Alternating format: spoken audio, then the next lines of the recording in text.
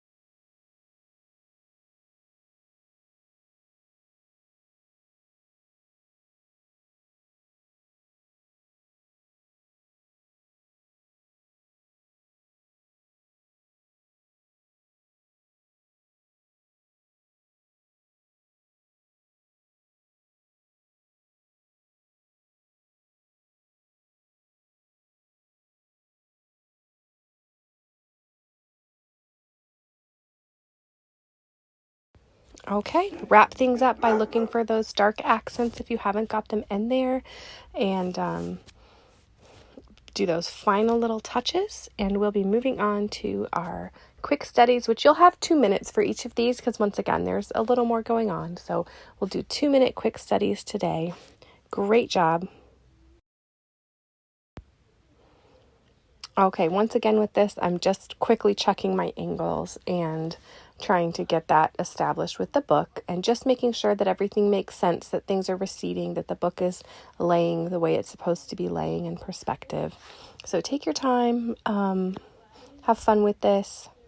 Try to have fun with this.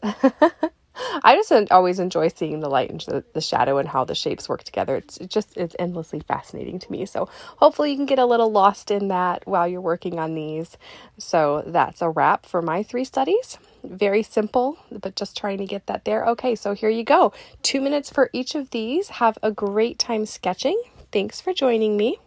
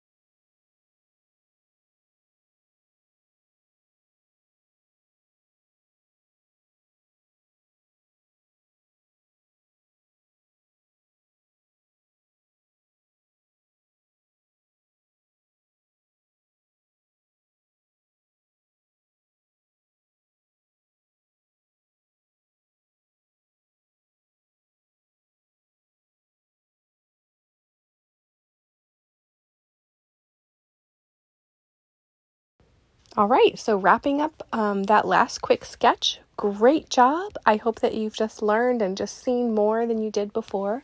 We're going to do a couple more shapes at the still life table before we venture outside and see some of what we're seeing with these controlled still lives outside in the real world. I can't wait to do that with you. All right, have a wonderful rest of your day. Send me pictures. Thank you so much for joining me. Bye.